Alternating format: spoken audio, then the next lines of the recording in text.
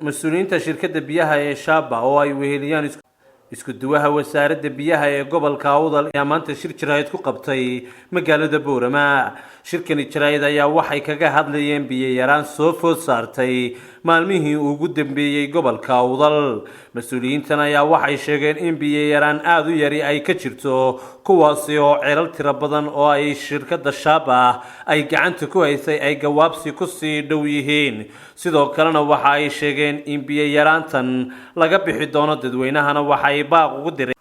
inay biyaha tashiiladaan kuwaasi oo ay bulshada ugu baaqeen inay iska gargaaraan inta biyo yaraanta laga baxayo. waa kan maareeyaha shirkadda biyaha ee Shaaba Cabdiraxmaan oo ka warbixinaya biyo yaraani inay ka jirto magaalada Boorama. loo magaalada stakeholders dawladda ha ahaato ama dadweynaha ha ahaato ama hay'ado kale ha ahaato ama ururo kale ha ahaato in baahid biyo ka jirto magaalada Boorama ayna u baahan tahay in si degdeg ah wax looga qabto loogu sahamiyo meel kale oo biyo laga helo sidii magaalada biyo loo keenin lahaana laga wada hadlo wax weyn marka waxaan dadkana ka codsanaya bulshooyinka magaalada Boorama degan wax weyn magaaladeenu waxay u taalaa si masina dhulkeedu jugraafi ahaan masina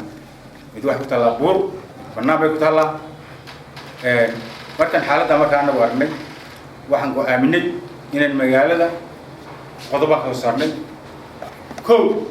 in horta biyaha la joojiyo wixii gelin loo jiray guriga cusub biyaha la gelinayo kuwii horaabta timirtii hore dab loo waayay inaan joojino wixii biyo damba ilaa xaaladda magaalada wax iska bedelaya ya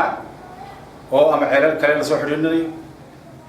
ama wax kale sameeyo. qodobka labaad waxa weeye in aan ku tashano in ceelkii ugu dambeeyay afar tobnaad la yiraahdo in aan soo xiriirino oo maanta laga shaqeynayo anagu waan u hay ama si shaqadii baahan ceel badan ama soo xiriirino hay kaliya anaga hawsheedu in biyaha wixii aan heelun qaybino haddana qasab bay nagu tahay inaan biyaha ceel soo xiriirino wayna socotaa hawshaas waana inta soconaa dib hawshii way socotaa. ta saddexaad waxaan go'aaminay in magaalada ka talageliyo biyaha loo qaybiyo laba ama saddex qabsiyo loo qaybiyo oo laamida magaalada dhex maraysa wixii waqooyi ka xigana maalin waraabiyo wixii koonfur ka xigana maalin loo waraabiyo waa laamida airport ka timaata ee tigta alxayaa. aadan curaagte oo ah isaguna mas'uuliyiinta shirkadda biyaha ee Shaaba oo isaguna halkaasi ka hadlayna waxa uu sheegay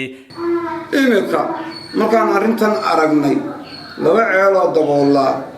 oo biyaha naga lafteeda tashiirku naga maqneen haddaad maanta jeerikaan laba jeerikaan helaysi dee waa inaad yaryaraysato biyihii laba ceelo daboola waan go'aansanay inaan mid banayno oo ilaa 3 kiiloomitir aan soo xiriirino إن شاء الله تعالى وحوي أن رمضان 15 كذا هوري مركي دماتو 15 كدمبه ومنافعات يا عيال كانوا قعنتها كوهينا وشقدي دي وسعتها لكن waxay ahayd waxoogaan magaalada u yar haynay waxaan nagu dib u dhiganay maahay guud ahaanse waxaan anu u sheegayaa dadka inay jirto sida maareeyo sheegay biyo la'aan guud oo haddaan laga gurman oo cidda ay khusayso ayna ka gurman ay dhibaato soo fuud leedahay. dambeyntiina isku duwaha wasaaradda biyaha ee gobolka Awdal oo isaguna halkaasi ka hadlay ayaa waxa uu baaq u diray xukuumadda Somaliland waxana uu sheegay wasaaraddeedina muxuu ahaa riboodka waa gaarsiiyay in muxuu ahaa biyo la'aan xoog leh oo roob la'aanta iyo kuleylka dhacay ay keeneen waana ku mahadsan shirkadda Shaaba inay isku xil saareen in ceelkaasi degdeg ay soo xiriiriyaan shirkadda wasaaraddeeduna dadaalkeedu ma yaray laakiin annaga waxna looga baahan yahay oo marka hore shaqadeeda ahayd in aan raadino ilo biyood oo ay maamusho shirkadda Shaaba. waxa kaloo ka amaanay shirkadda Shaaba gobolka Awdal inay mas'uulka ka ahay oo halka ugu jaban qiimo ahaan biyaha ugu jaban bay bixin jireen adeeg fiican bay bixin jireen oo bisha imika aan joogno maahayna sharaf bay ku lahayn inay biyo gaarsiiyaan qiimo jaban leh 4 saacadood socda أحمد دريع التري وكذا وررك حاجة news.com مقالة بورما.